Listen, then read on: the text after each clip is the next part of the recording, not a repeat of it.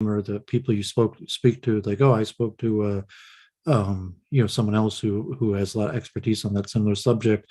Why don't Right. you try talking to them?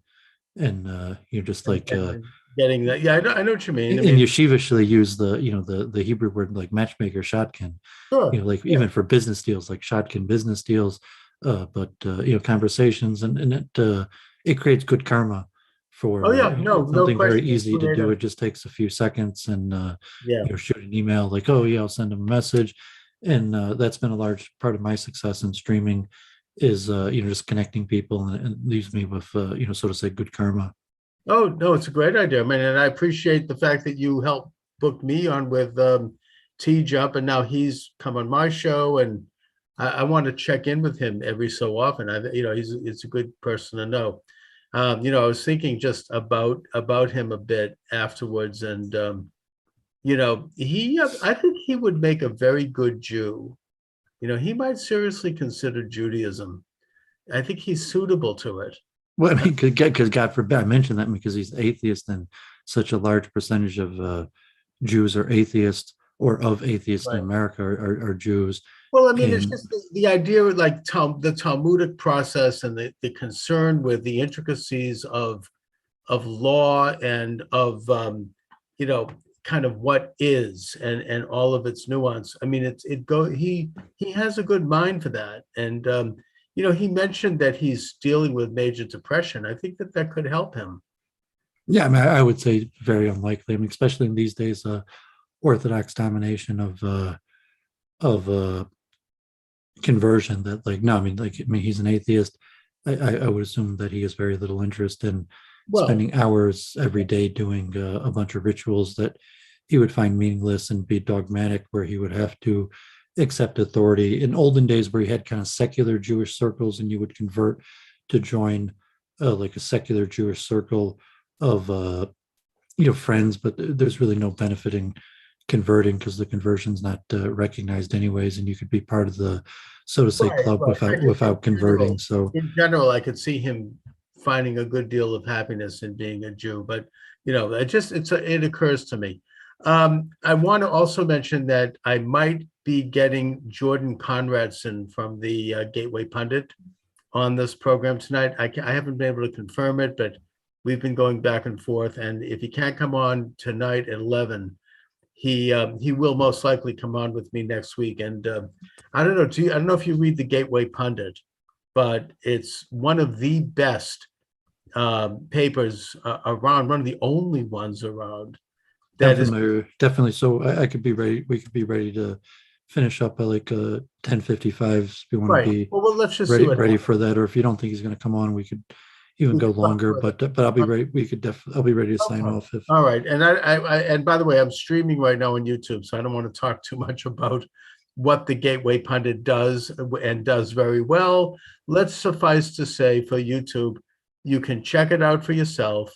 Go to the Gateway Pundit and you can make up your own mind. It's excellent as an alternative news source. And in that same vein, let me just say that when toward the end of my interview with Tom Jump, one of his callers brought up the fact that I have a portrait of Donald Trump behind me, which I do, and did I think that Donald Trump is fat as a fascist? My answer was absolutely not. He's the very opposite of that, and I used as evidence the way he handled the pandemic was classically conservative. He allowed the states to conduct their own affairs in terms of responding to the crisis, and he helped with federal support when requested. He didn't. There were a lot of left wingers like Mayor De Blasio in New York and some of the commentators, and I think Cuomo, who was saying, "Oh, you have to call out the army, and you have to have martial law." There was a lot of talk about that, and I I mean, think generally, he didn't. no, no, no. President Trump didn't support the increased use of That's the right. federal government, except for Black Lives Matter. He wanted to. I mean, that was But he one of the didn't big even do conflicts that. why they really wanted to push him out. He was ready to send in the National Guard He very would, but quickly on that. he could have done that, but he didn't. Even then, when you had Black Lives Matter and Antifa basically looting black businesses and burning black neighborhoods It and was murdering. specifically they attacked. I mean, he had as He just president, they attacked a federal building, burnt a police station. I don't know if that was first in Seattle, but in Portland. No, it's in Portland, Oregon. It was the Hatfield Federal Courthouse, which radical fascists, I would argue, tried to firebomb the place. They were throwing garbage at federal judges and federal employees coming in and out. They were spraying it. They were really, talk about an insurrection. I mean, they were trying to destroy the building. President Trump took very prudent but relatively limited action down there when the city of Portland wasn't doing too much.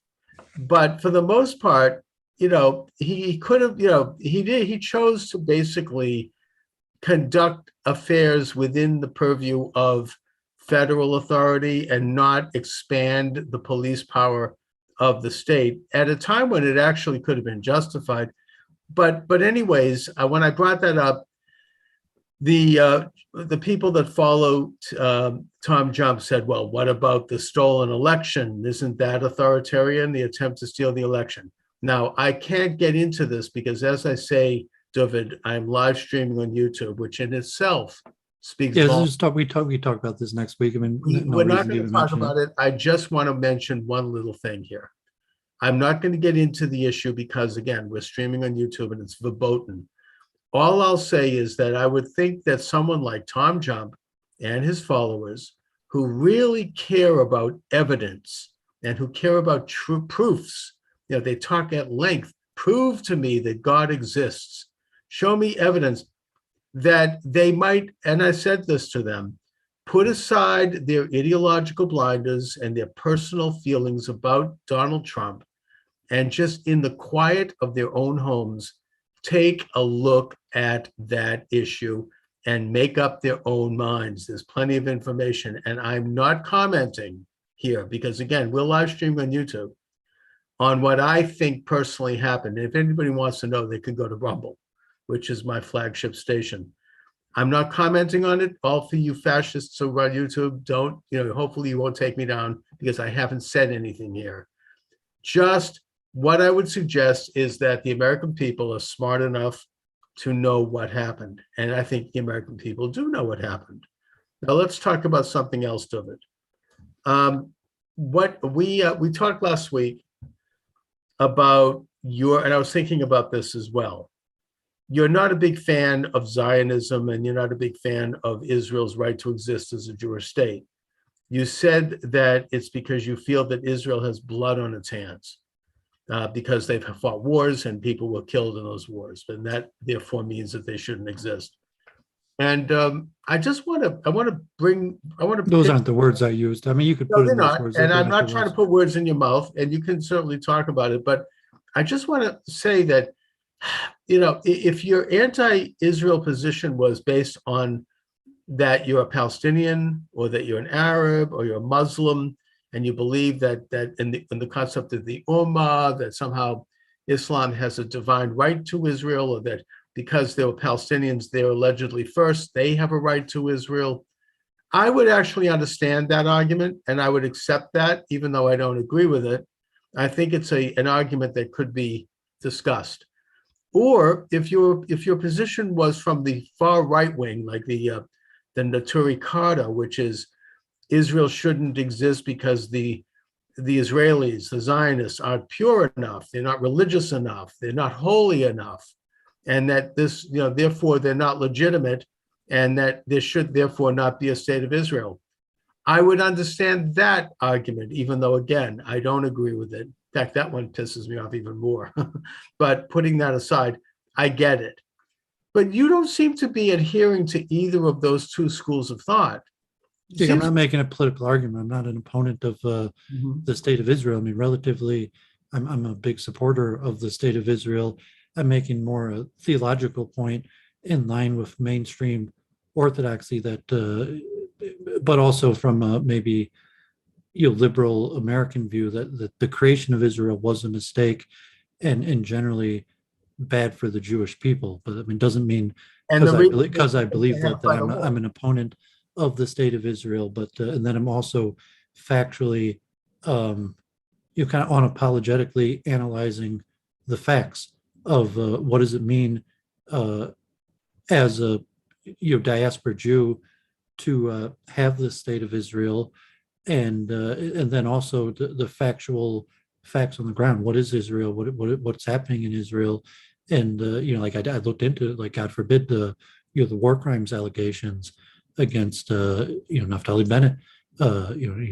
Was he involved in a massacre of over 100 innocent civilians? And even Benny Gantz, that like the Dutch Supreme Court is going to go to the Dutch Supreme Court whether they could bring the war crime charges against Benny Gantz, and even ethno-nationalism. So I'm not saying I'm an opponent of the state of Israel, or legally I think Israel, God forbid, I'm not saying Israel doesn't have a right to exist, but I'm saying, like, as a Jew, I think it's bad for us to have an ethno-national state, and the creation of it was an ethno-national state. I'm not saying, like, therefore, like I'm politically active in some way in opposition to Israel, but making a factual calculation of what Israel's actually done and what the implication is to American Jews. I mean, we could talk. I did some research this week on, like the Iran deal, the fact that Israel is waging war and like anti-Semitism. To say that you could call, like, that Colleyville shooting with a hostage situation, just because anti-Semitism. But, like, no, I mean, realistically, it's related to international foreign policy and war. The fact that we're Jews in our countries in a state of war, even to say, we're bombing, we're doing a concerted bombing effort against Syria now. And I use that "we" as Jews, like, so I say, like, like I said, like, the reluctant warrior, I think, is a bad idea. But like, I'm doing my duty. I'm part of this war, even though I don't want to be. And then, like, the Iran deal looks like, Europe and is likely to re-enter some sort of agreement with Iran, and Israel is strongly pushing against it. Israel is strongly trying to leverage the United States to oppose the Iran deal. And then it comes into the question of where I would just give an analysis that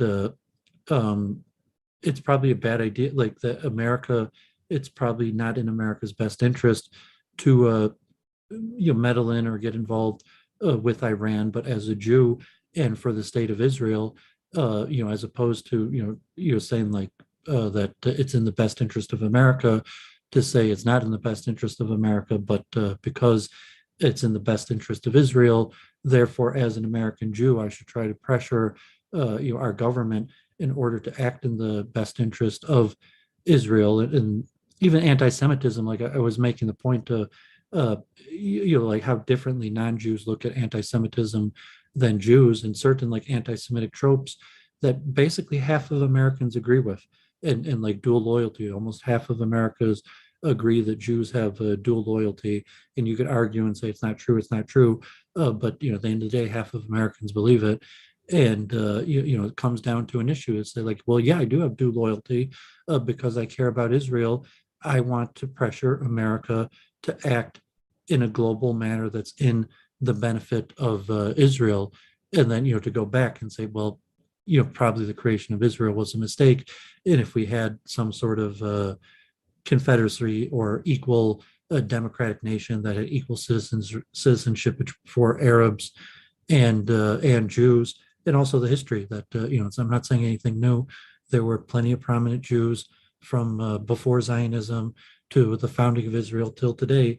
Like I mentioned, Einstein, that Einstein, did a hell of a lot to help Israel. He toured with Ben Gurion. He might have been one of the biggest hands in helping Israel from someone in America, but he openly opposed the concept of a Jewish state, in the sense that he thought Israel should have equal citizenships for Arabs and Jews and no differentiation.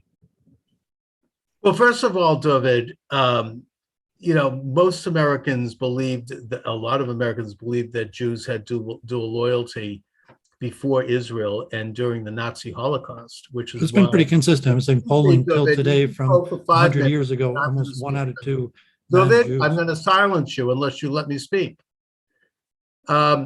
because you just had 5 minutes. This had nothing to do with Israel, this particular view, that Americans, one of the reasons why anti-Semites in the State Department were able to prevent Jews from getting refugee status in not only the United States, but in the entire Western Hemisphere, was because of these anti-Semitic views. And this was before the State of Israel. So I don't think having the State of Israel affected that. It probably improved it, if anything. But your basic objection seems to be that you are uncomfortable as a Jew over the fact that Israel has had to fight a war of survival, and that Israel has to face genocidal enemies who want to murder every Jewish man, woman, and child and Holocaust survivor who has the temerity to live freely in their own country. And that I don't think that you seem to object to the idea that Jews have a right to live there. You're uncomfortable with the idea of Jews asserting themselves and declaring their right to have sovereignty there and to become a nation among the nations of the world. Now, Israel does pursue a foreign policy that can run at variance with the United States. I agree with you on that. I think Israel, for example, made a big mistake when they supported war against Saddam Hussein. I think we know that in retrospect. I thought so at the time, because obviously getting rid of Saddam Hussein has allowed the Iranians to now basically take over not only Iran, but Syria and the Gaza Strip. And now they've got tens of thousands of missiles facing into Israel. Whereas Saddam Hussein, as bad as he was, he presented a balance. And, and maybe Israel's making mistakes like that now. But Israel, the idea that it's not in the American interest, sure, I think that's a reasonable argument to make.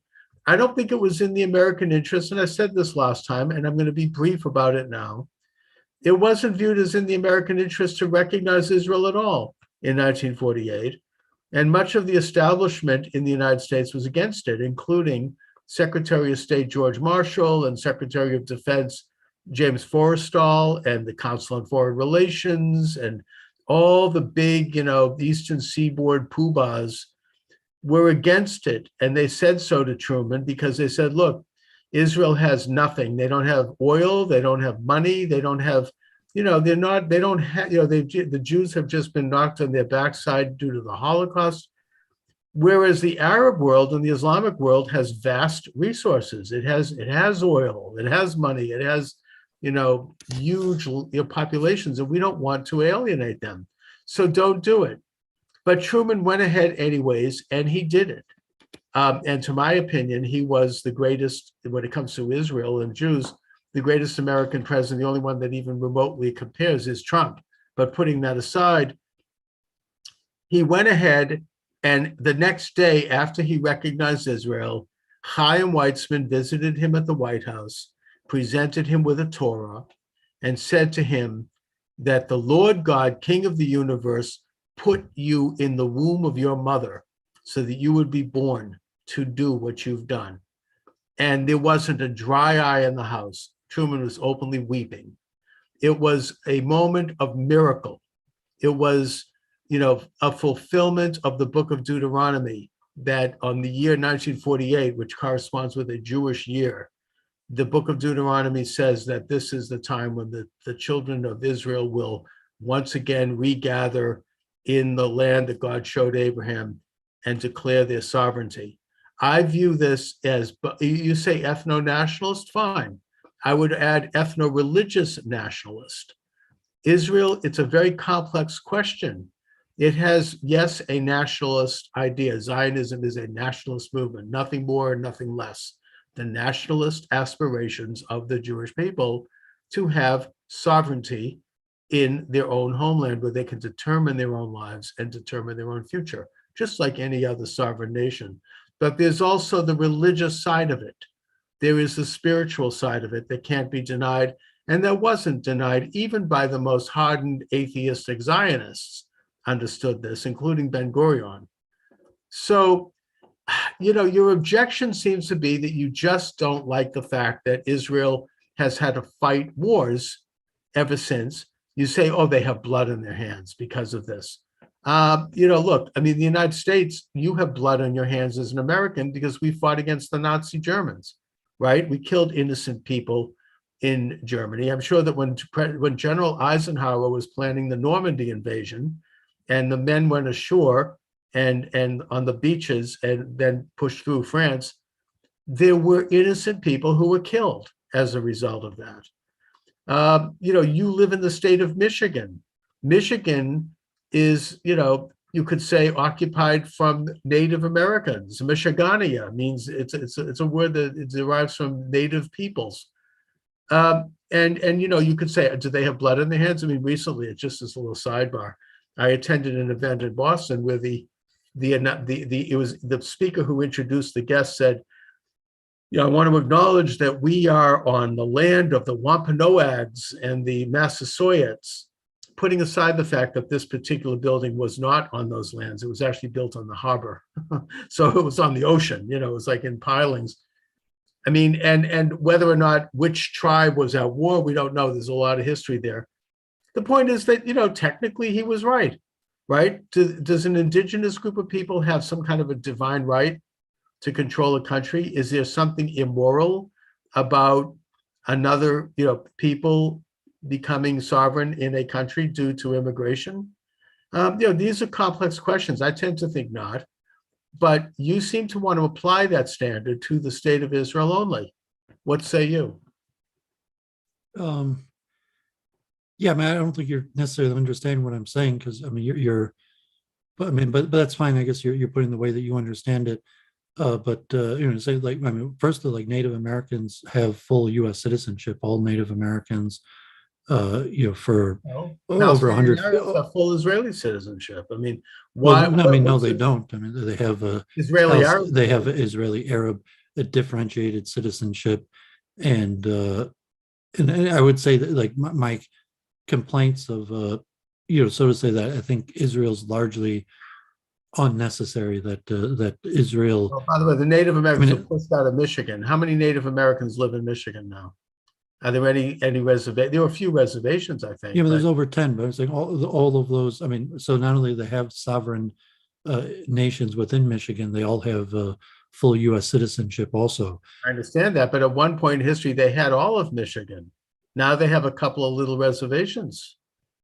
But they have full U.S. citizenship, which is basically what I'm advocating for in Israel, that just giving Arabs full Israeli citizenship, and saying that the benefit to Israel of well, see, the Native Americans aren't flying, digging terror tunnels into Detroit either. They're not flying missiles. I mean, they're not allied with our enemies. They're not calling North Korea and buying, gas bombs. There's a little difference there. I mean, Israel is at war with not with the average Palestinian Arab, but with elements of their leadership. So, in a way, I think questions of citizenship could be resolved. They should be resolved, but only after the war is over. Until the war is not going to end. I mean, the war's been going on 70 years. The war is intensifying. Okay. And even, the state of Israel, just the recognition, Israel's a military state. All of our leaders are killers. Every single one of them has kills. No, I mean, that's not the case. Almost none of our leaders in the U.S. are killers. I mean, they might have given orders, but saying, I don't know about that. I mean, I think that George H.W. Bush flew airplanes over Japan and he dropped bombs. Yeah, I mean, he's the last one. John F. Kennedy was in the Pacific Theater. I even think I was saying, you have and what's wrong with that? You have to go back. Eisenhower. You have to go back 30 years. Oh, all right. You have to go back. I was saying in the current state. I was saying, okay, saying Benny Gantz has a war crime trial against him for the murder of 6 civilians. Naftali Bennett has war crime trials against him for the murder of 100 civilians. So like that's not the case of Trump. Fine. Romney. They went to the military. What about our generals? Even President. What about the President Obama, who signed his name off on a lot of those, drone strikes? God forbid, even if Biden signed his name by saying in Israel, like these people. Obama signed his name to drone strikes, one of which killed, I think. You don't think it's a difference? like I'm saying, like Charles, I've killed a lot of people. Saying like Bennett, I saying he's think that killed a lot of Arabs personally. David, You're saying there's no difference between that and saying it's a difference. well, Israel's a there is a military difference. state. The difference is that All of the Israel is leaders at war have with a kills. genocidal enemy, Yeah, and that I they mean, are I don't fighting need the against. explanation. I understand that by saying Well, it's you a asked me if there's a factual difference. element that Israel's a No one's military trying to state. wipe out the All of the American senior people. leadership have kills. Your Fine, they explanation all is were in the irrelevant. military.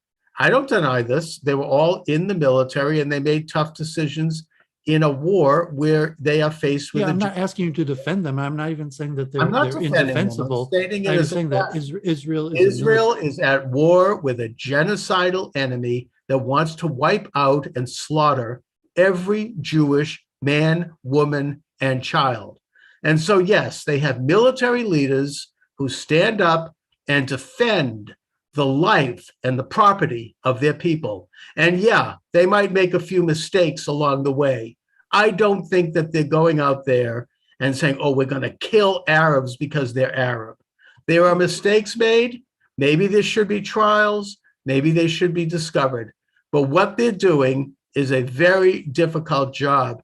That is one that the American people really can't understand because we don't have that.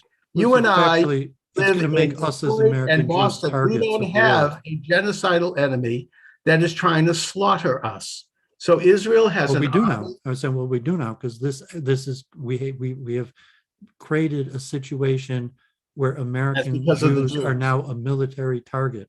And that's because of Israel. You think that, so then the Nazis slaughtered 6 million Jews before Israel existed. Did the United States, I mean, look, this is, so if there was no Israel, we would somehow be all safe. Well, there and still might stop. be anti-Semitism, but we wouldn't be a military target of a global war. We'd be some other kind of target. We Well, were a there's target of still a global war anti-Semitism before and Israel. It was violence. called Nazi Germany. That was a target. We were viewed as a military target by the Nazis. And the rest of the world, including the United States, did nothing about it. They banned Jews from trying to get out of Nazi Germany. And there was no Israel back then. There was no place for Jews to go, by the way. Yeah, so now you're saying that these people, like our leaders in Israel, they're killing on our behalf. That's why I said they're not we have blood on our they're behalf. Fighting a they war killed these people of for me and defense. you. You're No, saying they're not killing you're anybody saying on our they're behalf. killing people on They our are behalf. defending, just like Eisenhower defended America by killing Nazis. They are fighting on our behalf. Excuse me? On our behalf. Yeah, on the behalf of the American people, you right? Say like our behalf is American Jews.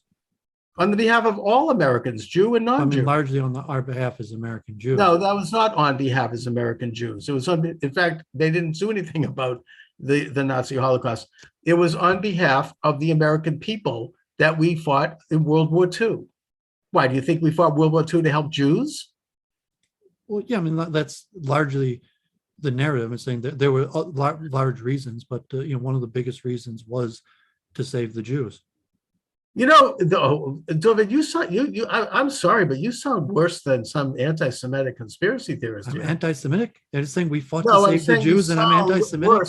God forbid my grandfather killed Germans to save Jews, and I'm anti-Semitic. What's wrong with you? I'm suggesting my grandfather killed Germans to save Jews, and you're calling me anti-Semitic. No, he killed Germans because he was an American. No, yeah, he did it to save Jews. He did it to defeat the Nazis. To save Jews. No, not to save Jews. He did it to defeat Hitler. How do you know what he did it for? I'm telling you, he did it to save Jews. Well, then that's why he personally did it. But I don't think most American soldiers were out there. Well, it was part of I'm going many to reasons. It was multi-reasons, but to save Jews was one of the high reasons up there. Actually, I don't actually think it was, because I don't think Roosevelt gave two craps about the Jews and didn't even mention wouldn't even utter the word Jew until the final weeks of the war. Putting that aside, we fought against Nazi Germany. Did we fight against, we fought all of our wars for different reasons. It's a very complex question. You're kind of introducing the idea that there's some kind of a Jewish thing going on here and a conspiracy to push nations into wars. That's what I mean by anti-Semitic conspiracy theories. I'm not saying you're anti-Semitic. These are factual. I'm saying Homeland Security is saying that it's factual that there are hundreds of millions of people that look at American Jews as military targets because of the current state of Israel's wars. So I mean, that's just factual. Um, So you I could would, say that I'm not no, an anti-Semite for saying fact. You could ask no, Homeland I'm not saying Security. You could ask the anti-Semite. FBI. And what I would suggest is You're that saying, why is it that before American Israel, Jews are over the target of like 50% of attacks, and saying like it's listed, like check the Homeland before Security Israel, FBI Jews page. were It's attacked in related America for to other reasons. large spread anti-Israel sentiment in global Very wars. simplistic, because before Israel existed in 1948, 6 million Jews were attacked as military targets in Europe, and the United States was complicit in that. They weren't helping the Jews when they turned back Jews who were trying to get here, and when they banned Jews from leaving Nazi Germany. They didn't care about the Jews. They were willing to sacrifice the Jews. So they did also view the Jews as a military target, and there was no Israel.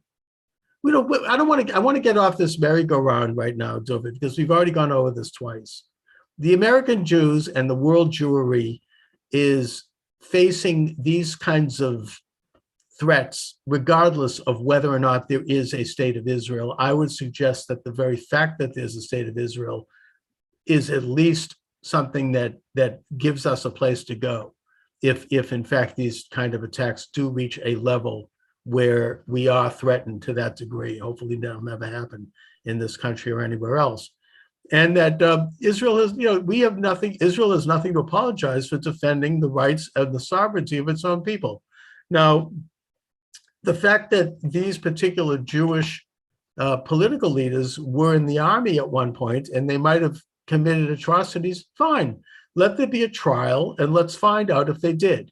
What I would suggest is that if they did, they were not conducting their affairs in accord with general rules of the IDF. And you've admitted this last time, that in the case of Bennett, he actually went against the IDF protocols when he attacked that camp. And it's the IDF, I would suggest, has a very good record under the circumstances, a better record than the United States has and most other countries when it comes to rules of engagement in war.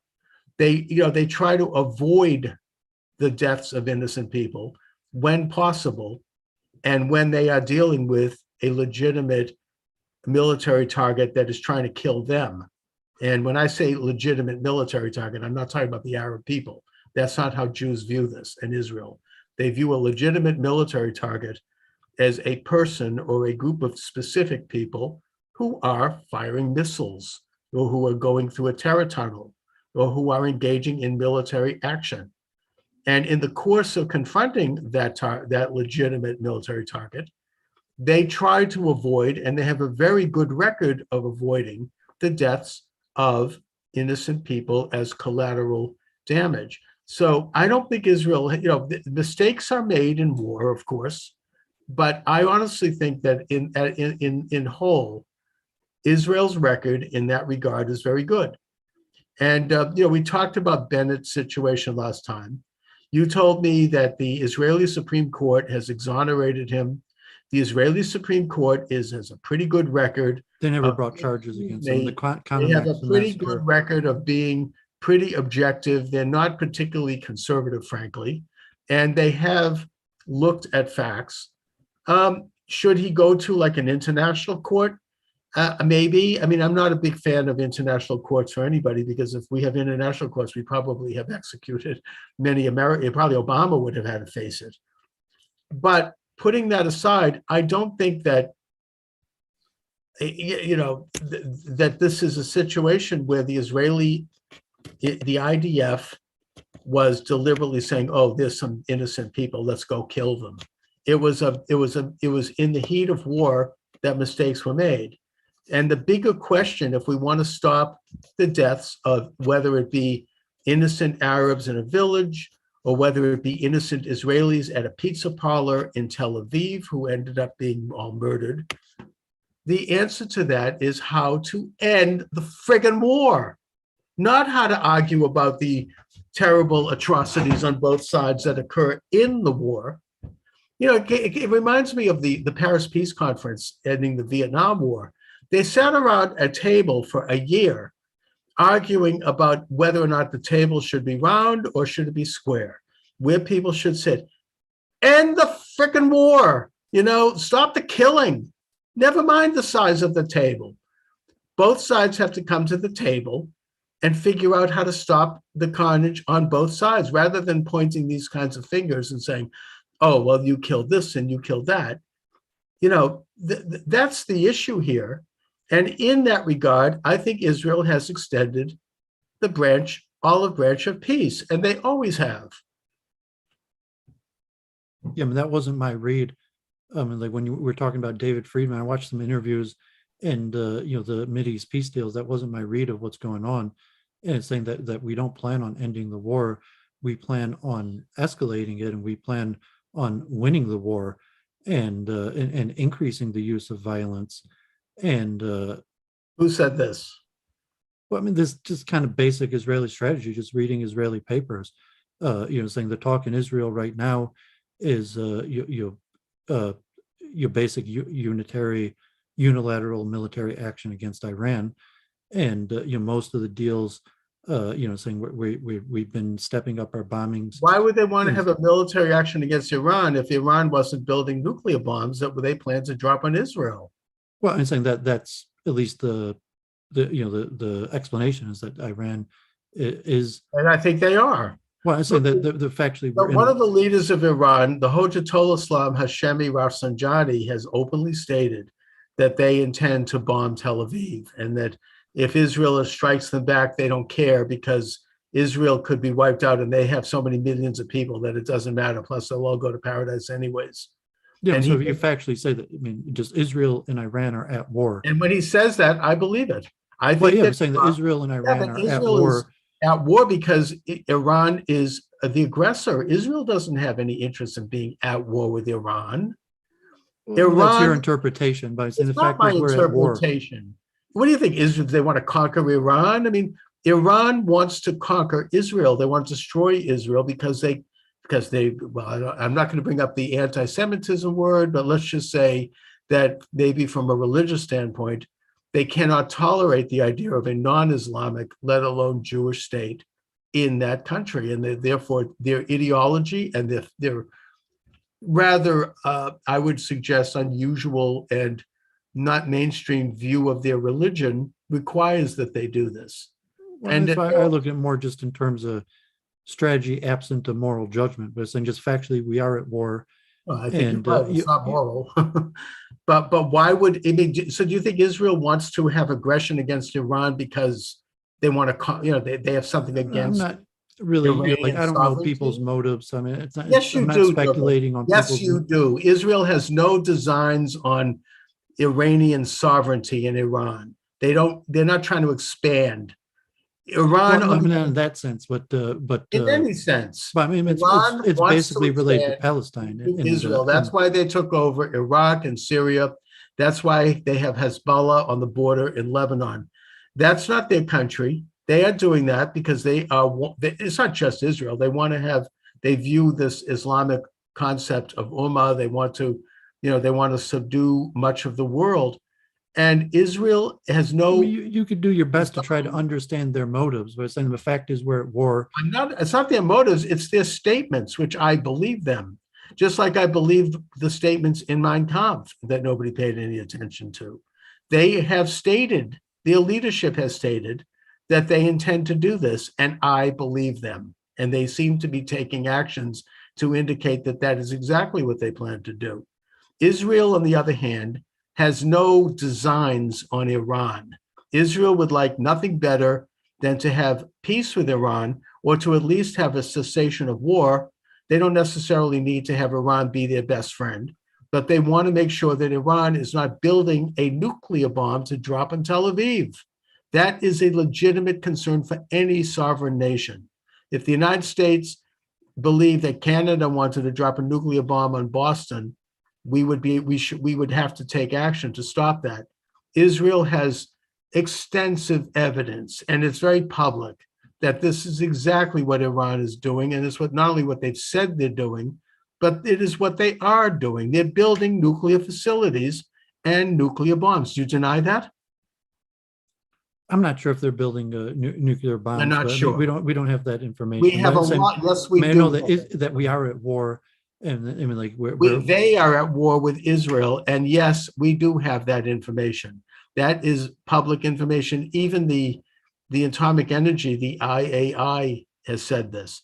They have the Natanz base. Yes, they are I building. mean, but generally the U.S. and Europe are disagreeing, and that's why they're going to re-enter some sort of agreement. And so you go with the No, I Israeli don't think there's any. you could go with the Israeli The intelligence. question is, can and we saying, stop I don't Iran? know. I mean, I know what the Israel's reporting, You and know, what Europe I don't and the even. US is reporting. Let's move on here. I'll let the listeners decide whether or not Iran is building nuclear bombs. Okay, I think that everybody knows this. The Europeans don't deny this. They just think that maybe Iran could work out a deal where they won't build them so fast. But I don't think there's any question, even amongst Israel's enemies. I mean, Saudi Arabia. I mean, the UN, that Iran is building nuclear bombs.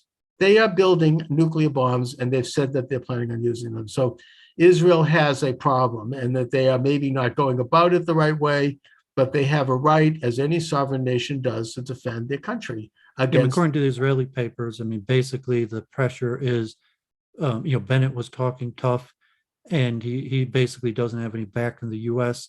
And not anymore. the Now that balls Trump has been in his removed from court office. to do unilateral action. Yeah, now that Trump is no longer in office, and again, let's be careful here. When Trump was in office, there was major moves toward peace in the Middle East, right? I mean, we killed Solomon. I mean, we killed their general. Exactly, and right, and we were not only that, but we were not only defeating those who have real blood on their hands, hundreds of murders on the part of Soleimani with both Israelis and Americans, but we also had movements that resulted in peace agreements between Israel and 7 Arab and Muslim nations, movements of their embassies to Jerusalem, normalization of relationships, actually good relationships. This was all occurring, and Iran was, I think, not only isolated in terms of the boycott, but I believe that we can only speak in hindsight, but had Trump been allowed to continue in office, I don't want to get there, but let's just say if we were in his second term, there would have been movements toward some sort of a peaceable arrangement with Iran, maybe. And God forbid, I mean, Lapid is, it's Israel that's becoming isolated. And even Lapid himself said that this is the year that Israel is likely to be the most isolated it's ever been. And thanks to this present regime in the United States. Well, that's not. I'm saying this is what Lapid, likely the next prime minister. Yeah, and he's observing what's happened. He's not blaming the U.S. He's just saying factually that Israel is going to become more and more isolated, and this will probably be the worst year for international diplomacy. I hope not, but I think that it is partially because of the disastrous situation that has resulted from this present government, not only for Israel and the Middle East, but for countries like Ukraine and Pelosi's there right now supporting the Israeli world. Pelosi was in the Knesset right now supporting the Israeli military, basically. Yeah, but the president basically saying everything Trump said. So, fact is, but the president of the United States mirroring almost the exact same thing Trump said militarily. Well, yeah, but she's not president. And the president of the United States and all the people around him, these pencil-necked idiots, are not saying that, and the world is a lot more unstable now. Well, we're withdrawing from not only in Israel, but also again Russia, China. You just contradict what you were saying earlier. They're saying that America is not using its force. It's not to influence in the Middle East and to wage war on behalf of Israel. So you're going to convince that it's in the best interest of America. But Biden and just saying pulling out, we don't have enough power. We're over leveraged. We can't influence there. Is not exercising its interest in the world on behalf of all freedom-loving nations, including Ukraine and Taiwan. I'm pointing out that the world is a lot more unstable right now because we've gone back to this kind of a policy. Power we don't have, probably. I'm saying you wish that the U.S. had influence and power to exert that we just don't have that kind of power. Yes, we do have that kind of power. We did in your dreams, your imagination. Donald J. Trump and the Trump administration, you didn't have Russia amassing troops on the border of Ukraine and driving American Navy out of the Black Sea. You didn't have China threatening Taiwan and flying sorties over their territory, and North Korea firing missiles into the Sea of Japan. Under Trump, you had. I think you did. Yeah, I think all those things happened equally. I'm not done yet. Under Trump, you had peace between Israel and 7 Arab and Islamic countries, and you had a peace plan that I think would have brought the Palestinian Arabs to the peace table in maybe the first or second year of his second administration, because we were operating from a position of strength. We were operating economically from a position of strength by engaging in tariff policy and protection policy for American labor and industry against China. We were standing up to China, and China was respecting that, as was Russia, as was the Middle East, as was Iran. Now you have instability, not because we're weak, but because we have weak and feckless leadership now, and they know it. They saw what happened in Afghanistan. And that's why you have all of this military instability around the world. Because the United States, you're right, technically, we are not conducting ourselves from a position of strength, but it's not because we don't have more likely, I mean, God forbid, it's because we don't have leadership strength. China or whoever effectively waged biological warfare against us, and it worked. That's another question. Let's not go there. That's why we're weak right now, because we have been successfully taken down live on YouTube by biological warfare. I don't want to lose my station. Let's not comment on that, okay? Okay, I mean, we talk about it next week, but I think that's the likely reason why we've been weak. I'm going live on YouTube right now. Next week we'll go back. Rumble is my flagship station. If anybody on YouTube wants to hear the program uncensored, they can go to Rumble. But let's not mention that next week. But I think that's the likely what happened. Let's my interpretation on that issue, David. This is YouTube, which of course the fact that we can't comment on it on YouTube speaks volumes about, frankly, the actual nature of the present government. Okay, let's leave it at that. Let's move on to other subjects. So there were a few I mean, I saw an interesting interpretation, and I kind of agree. I played in this international chess tournament actually on behalf of Israel. I played for Israel, and like a lot of Russians, and is it like a fake? They're trying to create a fake victory for Biden. What's really going on in the Ukraine? Is there really going to be an invasion? Are they hyping it up so that when nothing happens, they could claim victory for Biden? And even Israel, like Israel is so there's two things. Like Israel, like diplomatically is trying to get to even make room for up to 75,000 Jews in Ukraine to come to Israel, but there's 15,000 Israelis currently in Ukraine. But like as of now, even though the Israeli government has issued like extreme warnings that they should leave Ukraine, I think only like 150 Israelis left Ukraine. So like of the 15,000 Israeli citizens in Ukraine right now, like less than 2% of them actually believe that there's going to be a war. So like, the question, why all this hype? Is it, to be a fake, some sort of fake, like the State of the Union, so Biden could claim that he scared Putin out of an invasion, or God forbid, it's very unclear. Also, the Israel angle that Israel, I guess, had veto power because we as Israel co-developed the Iron Dome technology, and the U.S. wanted to give Ukraine Iron Dome, but Russia, like due to fragile ties with Russia, that Israel used its veto power in the U.S. to say that not to give the Iron Dome to the Ukraine. And I've been speaking to these Israelis claiming that basically, kind of the anti-Semitism in America and even is actually being orchestrated out of Russia to weaken America. So it's very unclear. It's hard to know what's actually going on. And I just wanted to mention, if you didn't hear, God forbid this, I think he's a Democrat, I assume, this guy Greenberg in Louisville who was right. Shot at. So I saw in the news today, BLM Black Lives Matter released him on bail. So this guy who shot, You and know, if that it's had been unclear in whether he was Syria, trying we to would never assassinate, heard the end of it. this Jewish candidate, and may have had nothing to do with Right. anti-Semitism, or who knows. But he's out on bail now, and in New York Oh, now, man, Eric Adams now, as mayor, is trying to get the bail reform, uh, uh, he's trying to get rid of it.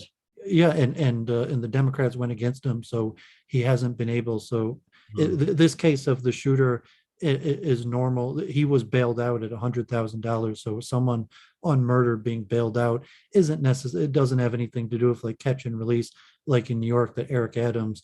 But Black Lives Matter, the organization itself, put up the $100,000 to release on bail this guy. I think Brown is his name, who shot at this Right. mayor candidate. So it's tough to know. I'm not sure if you think what's happening in Ukraine is some sort of like orchestrated media op to give Biden a victory, or you think that Russia really might invade, and what to make out of this Black Lives Matter bailing out the shooter. I mean, look, I'm not going to really know it. None of us know exactly the inner workings of what's going on in Ukraine, but I can still express at least somewhat of an opinion based upon what I'm reading. I think that Ukraine had an elected president, Yanukovych, who was toppled basically in a coup d'etat in 2014. Now, they say, oh, he was bad, he was corrupt. Well, fine. But the point is, he was elected, and he was the legitimate head of state. And he was generally tilting in the direction of Russia. And he was toppled by a government that was supported by NATO and by the European Union, because NATO and the European Union want to get Ukraine to join their organization. And I think that is overly aggressive on their part. It's Ukraine is right in the heart of Russia. To have them NATO go in there, they're not a member of NATO now, and they're not a member of the European Union now. But if they were, then the United States and Western Europe, which doesn't want to get involved, would have to go to war against Russia, which would be insane. I think that Russia does have some claim to at least somewhat of a sphere of influence there. This is a relationship that goes back many, many centuries. It actually goes back to the Kievan Rus, and that Russia probably, in response to the coup d'etat, they went in and they took over Crimea, which is predominantly a Russian populated area, and which is of strategic importance to Russia. They had an election there in which 98% of people voted to become a part of Russia. And now maybe that election was fixed. A lot of elections might be fixed. And so I'm not, I don't want to say I don't know that, but I think that Russia's ambitions in Ukraine right now are not to conquer Ukraine, because Ukraine has a strong nationalism. They're not going to be conquered. I mean, they're not going to sit back and let Russia occupy Ukraine. But I think why the Biden administration and the U.S. media going all out to push Russia's about to invade, besides for Biden standing up to Putin, and the only reason Russia's not invading is because Biden stood him down, unlike Trump, who was completely ineffectual. Taking his call. And no, Trump was not completely ineffectual. He actually gave military aid to Ukraine, including missiles, and he put the U.S. Navy in the Black Sea. Since Biden, they've been driven out of the Black Sea. But the point is, I think Russia wants to have negotiations that will basically allow them to take a few slices of the eastern border, the Donbass region, which is predominantly Russian. I'm not here to support that. I'm simply noting that I don't think that I think that's what Russia's ambitions are.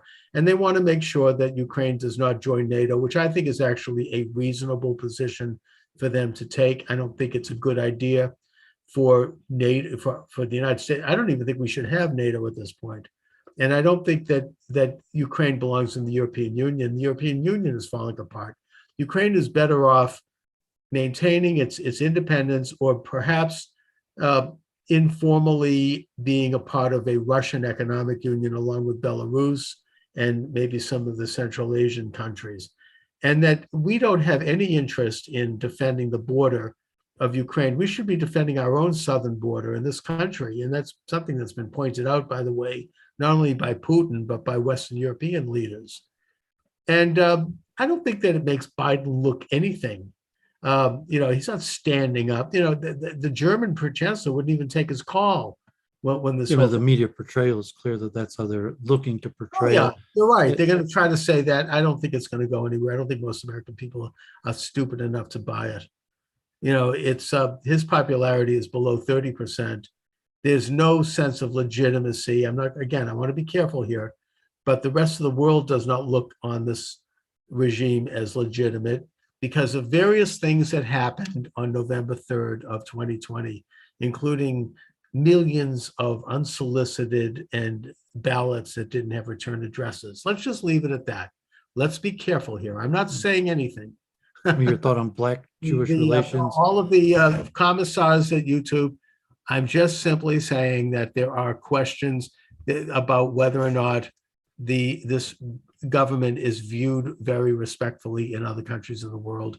And if they're trying to claim that they're being tough with Ukraine, fine. I don't think that anyone's going to buy it. Yeah. Well, next week we'll see. If we're not on YouTube, maybe we'll talk more about it. But, what are your thoughts on the Black-Jewish relations? Black Lives Matter bailing out this man who I think it's terrible. Like he tried to assassinate a Jewish mayoral candidate. Tried to assassinate a mayoral candidate. We don't know if it's that he's Jewish has anything to do with it. I don't know if that's. I would say obviously that if this had been, my first thought when I heard this is like, oh boy, is this a Trump supporter? Is he, is he going to be called a white supremacist, an insurrectionist? Well, he's Black Lives Matter, and Black Lives Matter bailed him out. They put out $100,000. If he had been any of those things, David, I think you'd agree with me. We would never have heard the end of it, and it would have been, more people would have been now accused of being domestic terrorists. Already, the U.S. Department of Justice is accusing Trump supporters of being domestic terrorists because they question the election and they question mayoral bid's probably over the fact that he's upset that they allowed this guy to be released on bail. So God forbid Black Lives Matter bailed him out, and now this guy's the bad guy because he's upset that they let him out on bail. Liberal Democrat, we might note. Yeah, and what kind of liberal Democrats upset that the guy who tried to shoot him is out on bail? So then the liberals are in favor of letting. I'm just saying the media coverage that it hasn't been given much media coverage. And he released a statement like, what the hell's going on that they let this guy out on bail? And the media hasn't really covered it. And it could be he's going to lose now because the media hasn't. Look, this, again, I want to be careful here, but let me just. I'm talking Black-Jewish American relations, that this guy, this black man, part of Black Lives Matter, probably tried to kill the Jewish mayoral candidate, and the organization bailed him out. I get it. A lot of these same Jewish organizations have gigantic Black Lives Matter flags hanging from their buildings. But look, this is, this is proof that the media in this country is not all that free anymore. I would argue that it's almost like Russia in terms of its open ideological bent. I will mention that there is a major story right now that is breaking. I'm not going to discuss the details. Let's just say it has to do with the Hillary Clinton campaign and events that they were involved in, both before the election of 2016 and after the election of 2016, that would basically be, by any objective standards, a major, major scandal. Perhaps one of the biggest political scandals since Teapot Dome. This is huge, but you're not going to hear the major media talk about it. I'm not going to talk about it right now because maybe this is on the list of YouTube forbidden topics. Maybe this is against community standards.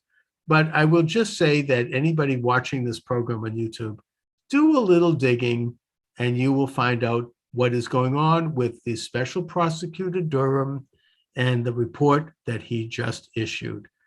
And I think that the media is selecting, it's like Pravda now. They probably are figuring, let's not cover the situation in Louisville because this guy can't be called a white supremacist, obviously, because he's Black. Not that would stop them. They called Larry Elder a white supremacist when he was running for governor of California in that special election, and he's black. So, they will still do that. But I think in this case, because it didn't fit the narrative, they are not covering it. Is your And guest showing up? no, I think that's going to be next week. Anyway, yeah, so we'll continue and maybe wrap it up. So yeah, maybe also mention. If you are showing up, by the way, I would shut off YouTube. All right, putting that aside. Okay, so yeah, I mean they there was a lot of pressure. They cleared out the bridge blockade in Detroit, Windsor, and the ironic piece of trivia that Windsor is actually north of Detroit. The geography of the river that I thought it was Windsor, south of Detroit. I mean south of Detroit. Oh, yeah. That ironically Detroit is north of Windsor. Sure. Windsor kind of like sticks out into the river. So then they've cleared the bridge. Well, yeah, I mean, it went on for almost a week, and there was a lot of pressure from the U.S. Even Governor Whitmer came up, and and the Canadian police were pretty slow about it. Like Friday, they were already had the court order, and it took them till Sunday, and it was pretty nonviolent. The police seemed pretty reluctant to do it, and but now there weren't even that many protesters. So I mean, they got the trucks out. And it was really cold. It was like, the bridge over the water, it was even like 10 degrees below Fahrenheit, Saturday night, but there were still like 40 protesters. And then Sunday morning, they arrested a few dozen people. And, so the bridge is now open. And I guess, the Prime Minister Trudeau is using special authority to crack down in possibly in Ottawa. I mean, you could look at this like a globalist pressure, because you saw that, just seeing, I was watching the live stream of the standoff between the Canadian police and the protesters, that Canada was really slow to, use the police force to crack down on the protesters. And there was a lot more pressure from the US side. And now Trudeau has came out and basically saying he's going to use the full power of the state and military to crack down on the protesters, but it hasn't happened yet. And so it's probably more global pressures, like shut down the border, shut down the global supply chain, which is more, I mean, God forbid, it hurts everybody economically, but it's more a shot to globalism. And so it'll be interesting to see what happens. And who knows, they could really, that like shutting the bridge down is not that difficult. They've shut the bridge down, even to liberal Jews in the U.S. over things completely unrelated to like Poor People's Campaign or DACA protest. Like they've shut, like it doesn't take more than a few dozen people to shut the bridge down, and it could be be continuing it. So it'd be interesting to see what happens. I'm not sure. I thought I'd throw that in. Just because it's right here in Detroit, and Windsor very, very rarely is the center of international news. No, I mean, Canada is usually the people of Canada are very kind of like get along type generally. I mean, they're not known to be too revolutionary, and yet I think what's happened there is a genuine workers' not rebellion, but a movement on the part of workers. It's spreading around the world. You have a huge turnout of people in Canberra, in Australia. Even in Israel, they had, even it's going to Israel. It's in Paris. They're taking out, the yellow jackets, and they're starting to take out tear gas and bring out troops and tanks in the streets of Paris. And I think that it's a movement around the world. It is not a right-wing movement. It's actually, I mean, this is the fact that Trudeau says these people are white supremacists. That's just a lie. No one believes that. And the results of this are positive in that they are simply saying that the pandemic is over and it's time to stop the mandates. It's time to stop the masks, especially on children, the coercion over the vaccines. And again, I'm not commenting on whether or not it's a good idea to have vaccines. I've had the vaccines. All of this stuff, because there's an understanding that when government assumes those kinds of powers, they are not going to relinquish them voluntarily, and they're not. We have to take those powers back, and we have to never let that happen again. If there's another pandemic in the future, God forbid, and if there's this infectious disease, take precautions. Improve. We can improve our health for one thing. We can improve our immune system. We could lose weight and get healthier, and maybe have alternative medicines. I'm not going to mention the names of those. Yeah, we should really, next week maybe off of YouTube. But the point is that the idea of locking everything down is not going to happen again, especially now that Johns Hopkins University's Krieger Institute has issued a report saying that, and by the way, it was not covered by the media again, that the lockdowns did not do anything to reduce the spread. And you have Sweden that did none of it. And their contagions were no worse or no better, actually a little better, than countries that did full lockdown. So I think that eventually we're going to get to the truth of the efficacy of these government programs, and what they were about and why they were implemented, and how we can protect ourselves as citizens from these viruses in the future, whether or not they're biological weapons or they're natural. That's another question I'm not getting into. The fact is they are real, and that we need to do something to help improve our health. But I think that if it wasn't for the Canadian truckers, we would never get rid of these things. We would have these things perpetually. And we are now getting rid of them because, we have freedom in this country, and the politicians respond to people, and that they can see the polls that most people, liberal and conservative, Democrat and Republican, are tired of the mandates. They're against them, and they want them stopped. So now we have Massachusetts, one of the most liberal states in the country, ending most of these mandates by the end of this month. I think the same thing is true in New York. I don't know about Michigan, but the point is that it's because of the truckers. This wouldn't be happening if it wasn't for the truckers, because they are supported overwhelmingly. And I say thank God for those truckers in Canada. I've never been prouder of Canada. Ralph just showed up in the chat from London, just woke up there. Yeah. What are they saying? They just said morning in the chat. I guess it's he just woke up. By the way, in London. You can chat with me on Rumble. You just go to rumble.com, Moscowitz. You'll see the program live. And you can even, we're going to end it soon, but you can call in. This is a live program. The program will be podcasted on all of my podcast sites, including iTunes and Spotify. But right now, if you're listening live, you can call in at 617-396-4958. That number again is 617-396-4958. We will take your calls. Please stay within the standards of community considerations if you're going to call, but you are welcome to call. So anyway, David, but yeah, as far as this guy in Louisville, I guess that, because he's Black Lives Matter. And by the way, Black Lives Matter is having a big scandal, which we can't talk about on YouTube. And their nonprofit status has been suspended in California. They can't accept donations because nobody's quite sure where the money is going.